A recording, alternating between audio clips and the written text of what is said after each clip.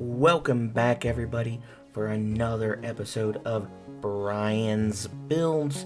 Today we are working on Gunhead with his Gunhead martial arts on life. Plan today is, of course, he gets to discard and grab a throw from his discard pile, then he commits and his non-throw gets damage, and then his throw gets 3 speed and -3 difficulty. So we've picked up a couple of throws. Colossus Titan attacks as a 6 mid 10, Jaw Jammer as a 2 mid 4 to buy back, but we still need to be able to play the regular game, and we need to be able to play during our turn some other attacks to discard.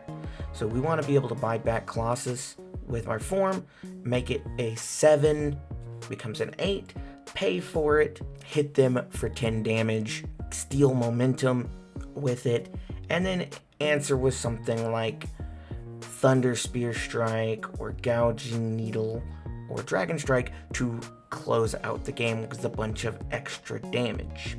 Of course, we have some 6 checks so good to get these things done. We've got to be able to pay for this 8. A good Omni block lets us build down pretty much just 4th wielder. We commit ourselves, got some speed 8 to live. Look at the top of our deck to find out if it's a good time to go through the attacks.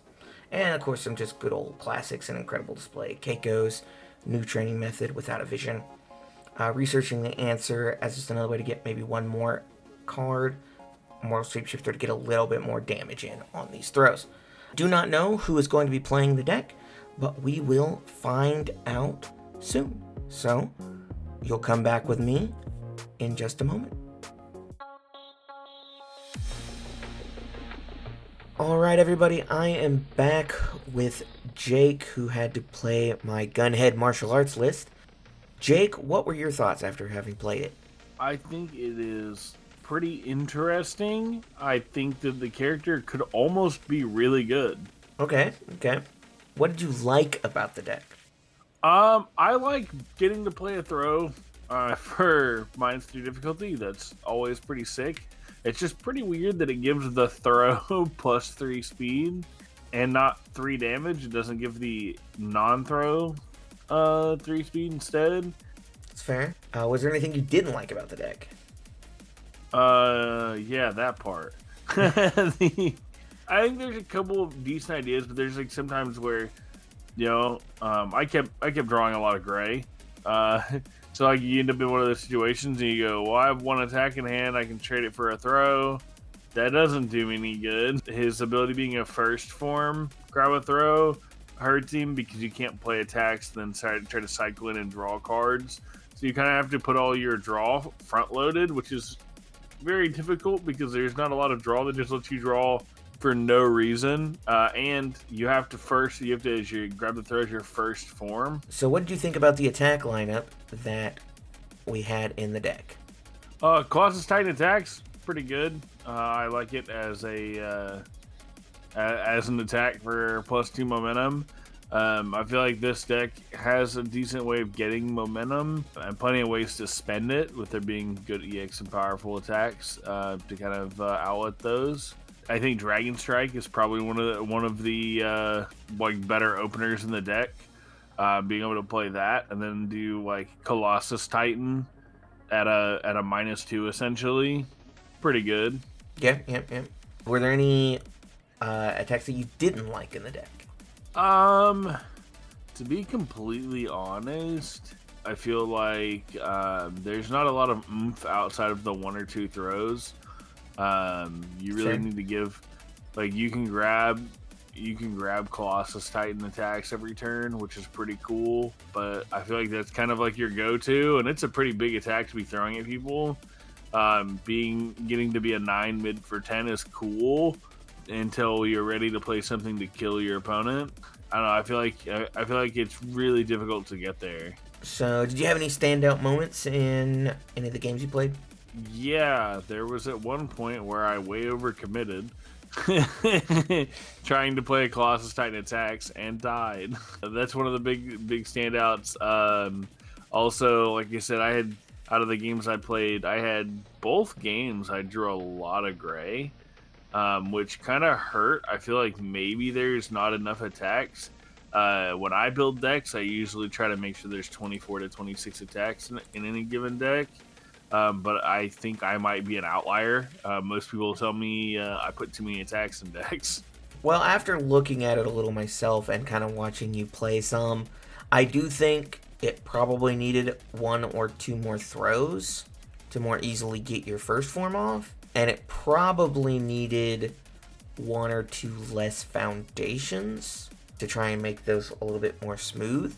Though I did see at one point you got to discard an attack, I believe it was Thunder Spear, pick up Colossus Titan, you got to use Zoom to look at the top of your deck before your turn, and then without a vision, another Thunder Spear back into your hand from the top of your deck to just play this, make this one easier, play this one, and go for the kill, which was pretty cool. It was pretty cool. There's some neat little tricks in this deck for sure. I think getting to use like resting up because you're probably going to be committed all the time is very good. Like having just a -3 on board like at most times is pretty good. Having like Spear Beast Poo to kind of like build in when you block with it. Like I feel like there's a bunch of decent tech here. I just unfortunately if Gunhead's words were give this non-throw speed, give the next throw damage, and make it easier to play, Gunhead would be very playable at 28 health. I agree. I think he'd be very strong. I think there's characters to do more than that currently, so I don't even think he would be like busted or even top tier. I think he'd still be pretty like mid-ish, top of mid-tier type thing, but I think he'd be a very playable option, especially if you really like playing throws. Like, he'd be something you always have to look out for. Yes, I think he would make it so that you would have to always play some amount of throw hate, because he would be inevitable. He'd just get to say, hey, once I see it throw, I'm playing it every turn. It would be inevitable. Yes. And there is, like, interesting interaction, like you played Sins of the Past in the game we played, and luckily I didn't have a throw in the drop at the time because you could have just removed it. So there's stuff like that. Like there's plenty of stuff in the format right now that would just be like, yeah, get that out of there. You know what? Stop doing that. So plenty of ways to like deal with him. I would also like to point out that we used a bunch of TTS for Gunhead. Our locals had a hiatus. They were out and about and not there for the solid 1 week. It was like one of those random weeks where everybody very busy. I mean, it's the holidays, so you know. So we did TTSing with this one. Feels a little cheap because we need to play it into some of like the fun stuff that our locals bring, but. We did run it through a couple of cool things. We did play against Reiner, 1 and June from Tekken, which are both pretty funny to play against. Yeah, that's fair. So the last question, of course, is trash or pass? Oh, it's going to be... and there's no midpoint. It's one or the other. Yeah, it's all or nothing. I'm gonna give this one a trash. If its words were swapped, it would be a pass. So easy. Sure. Now, do you think that it's the character that's in trash or just the list?